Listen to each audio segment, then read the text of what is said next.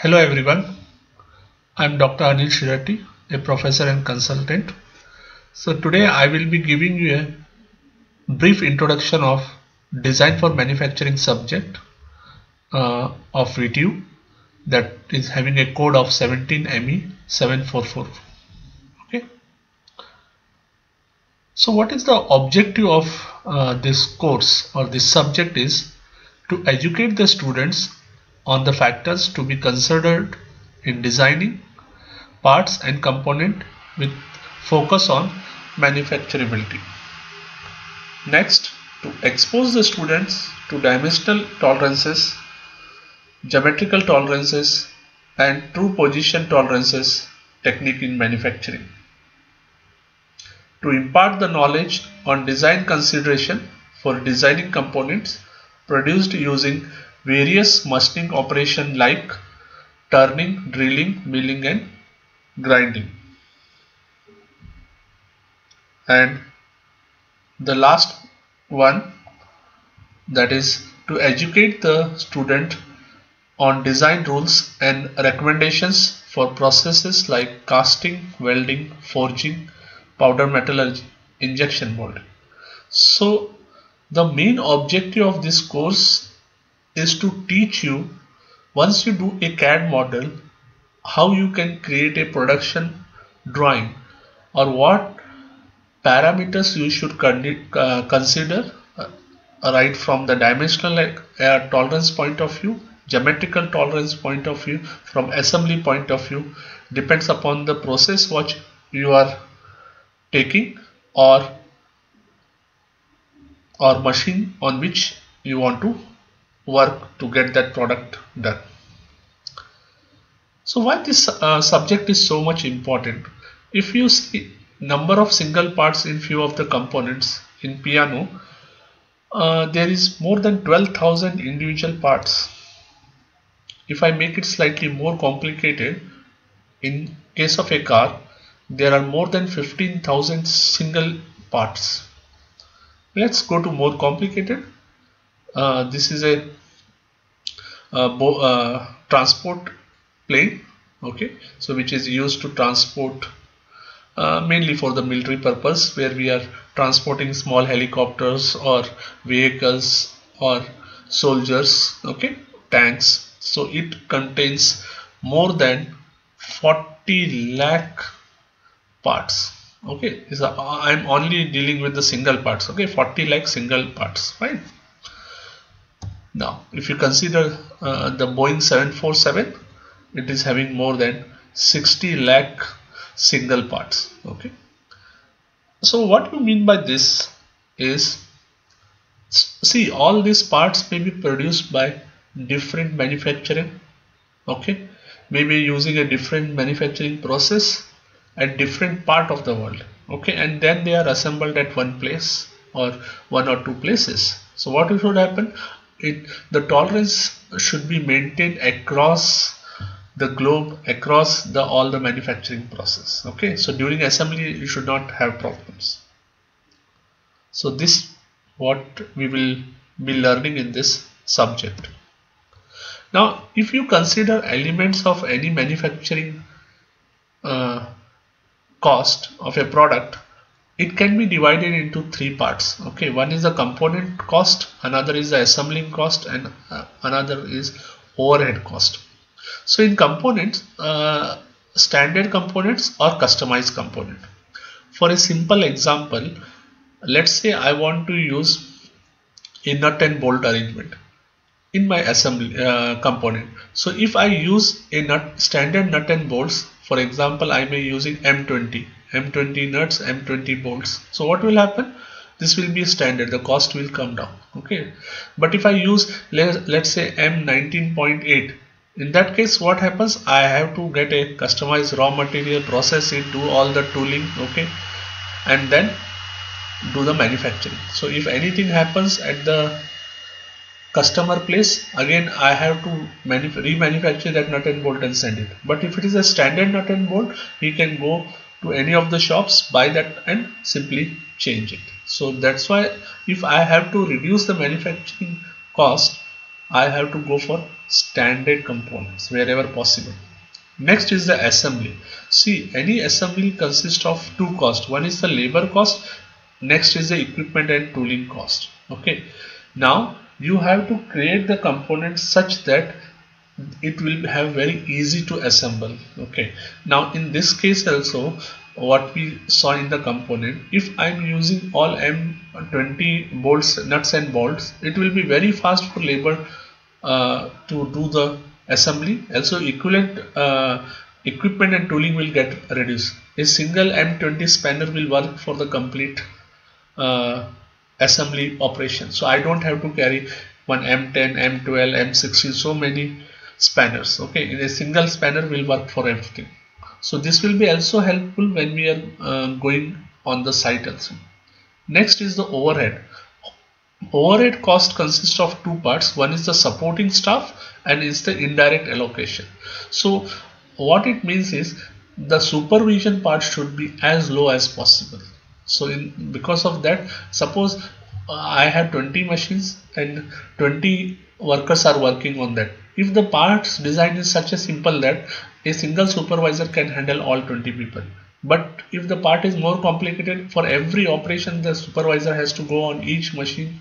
Okay, so at the end of the day I may have to appoint 2 or 3 supervisors if I need a more production. Okay, so that's why the overhead cost design should see to that the overhead cost will get reduced. Now there are two definitions, okay, which are very important: design for manufacturing and design for assembly. Now what do you mean by design for manufacturing? It is concerned with reducing overall part production cost. Okay, this can be done by minimizing the complexity of manufacturing and use of common access and common processes. Okay, and this is mainly concentrating from manufacturing point of view of each component. Now when you are designing the component, you also should consider whether it can be assembled at a faster rate. Okay, that is design for assembly. It is concerned with reducing the product assembly cost. Okay, so minimize the number of parts and complexity for assembly operation. Individual part may be more complex, it is fine. Okay, but when they go towards assembly, they should be very simple. Right? Next, this is a simple example of Ratsile assembly of Texas Instruments. So you can see in the before assembly, in this simple part, so many springs are there. Okay, so almost 9 springs. This assembly, you can see here so many holes and other things. So you can imagine how much time it will take to manufacture so parts. Okay, cost is increasing. Now after the redesign, you can see it became so simple.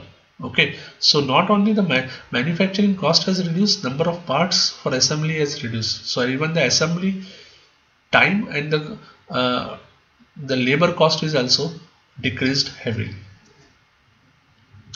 Next, this is one more example. So you can see the art of manufacturing. So they have maintained such a high tolerance in this one. Okay, so I'll just run the video. So you can see these two parts are manufactured separately and now they are assembling.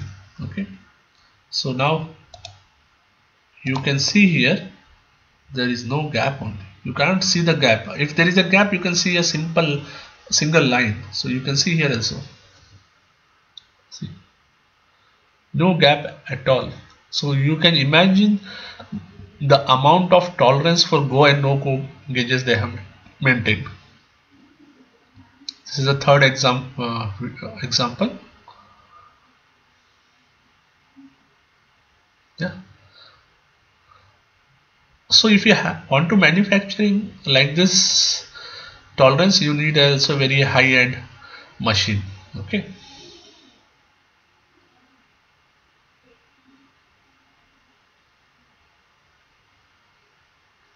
So this is a 6-axis machine.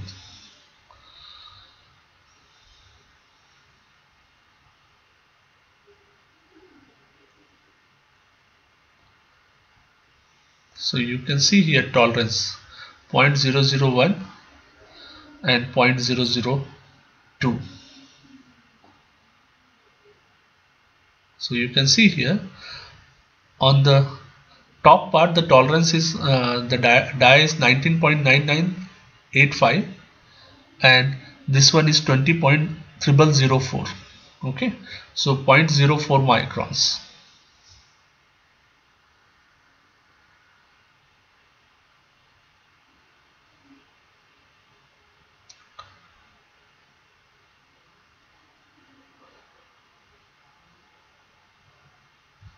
Right. Now let's go to the module wise. So the first module will be dealing with the major phases of the design. Okay, what are the effects of material property on the design? What are the effect of manufacturing process? How you do the material selections, and the basics of tolerance will be taught in this module. Module 2 will be selective assembly side, mainly dealing with interchangeable parts manufacturing and selective assembly. Okay. In this case, we will be also learning true position theory, comparison between two coordinates and true position method for feature location, gauges, functional gauges, etc. Okay. In the third module, we will be dealing with datum features. Now, these datum features are important when you are doing the casting operation. Okay. So, where I have to define the datum, all this and component design using drilling, milling, keyways, all this will be taught in module 3. Module 4 will be mainly dealing with what are the tolerance you have to give when you are doing any casting operation for patterns, molds, where should be the parting line, all this stuffs will be taught in module 4. And also what are the when you are doing any welding, what are the things you have to consider. Okay, that case study also will be given in this module 5. Now in this module 5 you will be dealing with a lot of case studies related to the forging, okay, related to powder metallurgy and injection molding requirements. Fine. So once you go through all this module, we expect you to be have a good knowledge of design for manufacturing. So these are the few textbooks we are referring, and also few of the reference books are mentioned here.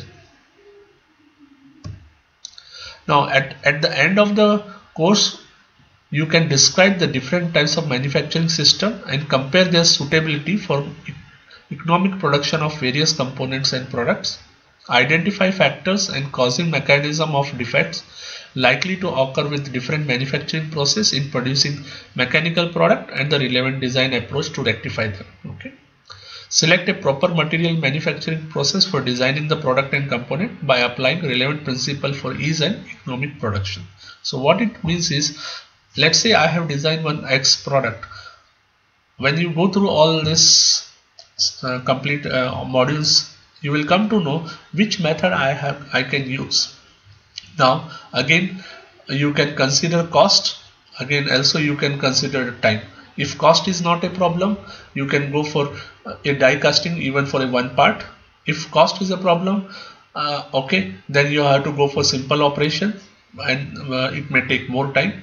So all this feature, what are the tolerances needed, where I can give one tolerance, where I cannot give more tolerance, where I can give free tolerance, very high tolerance. For example, if you are making a patterns using wood, you can give tolerance in 1 or 2 mm, okay, but if you are going on CNC, you need around 10 microns to even 1 micron tolerance. If you are going for lapping, it will come in light band, roughly equal to 1 microns. Okay, so all this you will have an idea once you go through this course. So if you have any questions, you can email me or even you can text me. So from next session onwards, we will start with the subject. Thank you everyone.